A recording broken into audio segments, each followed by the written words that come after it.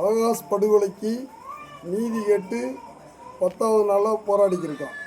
இந்த 10வது நாளில் நேற்று 9வது நாளில் உடலை வாங்க சொல்லி போராட்டக்குழு கவனத்தை மீறியும் ஊர் மக்களுடைய சமூக மக்களுடைய கவனத்தை மீறியும் ஒரு கையெழுத்து வாங்கப்பட்டது உண்மைதான். ஆனால் அதுக்கு நாங்கள் உடன்படலை. கொலை குற்றவாளிகளை கைது செய்து சிறையில் அடைக்கணும். கைது செய்கிற வரைய இந்த போராட்டம் தொடரும்ன்றதில், உடலை வாங்க மாட்டோன்றதில் உறுதியாக இருக்கும். ரெண்டாவது, இதில் எந்த விதத்தில் பின்னடைவை ஏற்படுத்தினாலும் அது சார்ந்த அதை முறியடித்து நாங்கள் வேற ஒரு அந்த போராட்டத்தை தீவிரப்படுத்தி கொண்டு போகிறதுக்கு தான் உறுதியாக இருக்கோம். அப்போ இந்த உடல் வாங்குறோன்ற கருத்துக்கு எந்த விதத்திலையும் உடன்பாடு இல்லை. இவருமே உடன்பாடு. இவர் ஒரு குழப்பமான சூழலில் அந்த ஒரு கையெழுத்திட்டிருக்காரு. அந்த குழப்பமான சூழலை நாங்கள் தெளிவுபடுத்தியிருக்கோம். இந்த இடத்துல நாங்கள் குற்றவாளியை விட்டுட்டா எங்கேயும் அவரை தண்டிக்க முடியாது, கைது செய்ய முடியாது. ஏன்னா பல வழக்குகள் எடுத்துக்காட்டாக இருக்குது.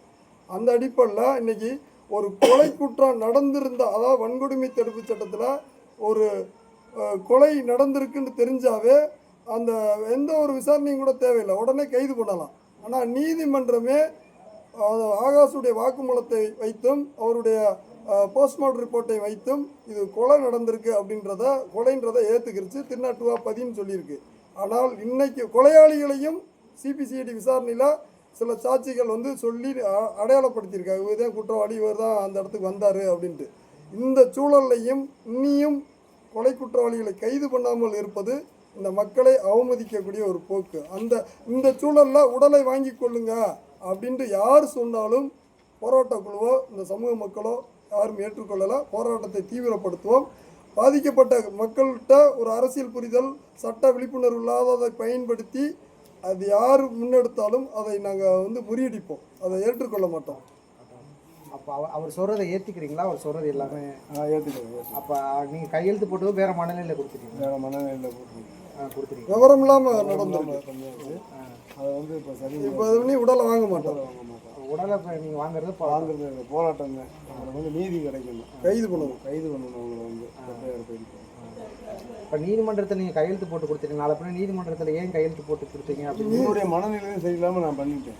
ஆமாம், வேறு ஒன்றும் கிடையாது. சரி, உங்களை யாரும் வற்புறுத்துறாங்களா? இல்லை என்னை யாரும் வற்புறுத்தணும் அதெல்லாம் கிடையாது. அது படித்து பார்க்காம வேறம் இல்லாமல் கொடுத்துட்டாங்க. சரியில்லாமல் நான் பண்ணிட்டேன். ஏன்னா அவ்வளோ போட்ஸ் இருந்துச்சு அன்றைக்கு நேற்று. ஏன்னா என்ன செய்யணுன்றே தெரியலை. ஆமாம், இதுதான். ஆனால் இந்த போராட்டக்காரங்களுடைய இதுதான் ஆலோசனை முடிவு எல்லாமே அதுதான். வழக்கறிஞரை மாற்ற மாதிரி ஒரு கருத்து சொல்லி இல்லை, அதெல்லாம் அதை நாங்கள் ஆலோசனை பண்ணிக்கிட்டு இது பண்ணிக்கலாம், எல்லாத்தையும் முன்னெடுக்கலாம். எல்லாமே ஒரு சார்பான தனிப்பட்ட நபர்களுடைய முடிவு இல்லை. அது குடும்பமே தனிப்பட்ட ஒரு முடிவு எடுத்தாலும் அது ஆலோசனை பண்ணால் தான் அந்த முடிவு சரியாக ஏற்றுக்கொள்ளப்படும். இப்போ நீங்கள் பத்திரிகையாளர் சந்தி கூப்பிடும் போது நாங்கள் ஹென்றி தீபன் சாரை மாற்ற போகிறோம் அப்படின்னு சொல்லி தான் கூப்பிட்டுருக்கீங்க. அதாவது அவர் உடலை வாங்க சொல்கிறத நாங்கள் ஏற்றுக்கொள்ளலை. இந்த இடத்துல தான் முரண்படுறோம். மற்ற விஷயங்களை ஆலோசனை பண்ணிக்கிடுவோம். போராட்ட குழு, கிராம மக்கள், சமூக மக்கள் எல்லோருடைய ஒத்துழைப்போடு தான் இந்த உறுதியாக போய்க்கிருக்கு. இந்த போராட்டம் எல்லாமே ஆலோசனை பண்ணி தான் ஒவ்வொரு அடியாக நகர்த்த வேண்டிய அவசியத்தில் இருக்கும். யாரோடையும் நாங்கள் முரண்படவும் விரும்பவில்லை. எங்களுடைய கோரிக்கை வெற்றியடைய நாங்கள் போராடிக்கிருக்கோம். அதுக்கு வலு சேர்க்கக்கூடிய யாராக இருந்தாலும் அவங்களுக்கு ஆதரவாக இருப்போம். என் பேர் லெனின். இந்த போராட்டத்தில் சமூக செயல்பாட்டாளர், போராட்ட ஒருங்கிணைப்பு குழு.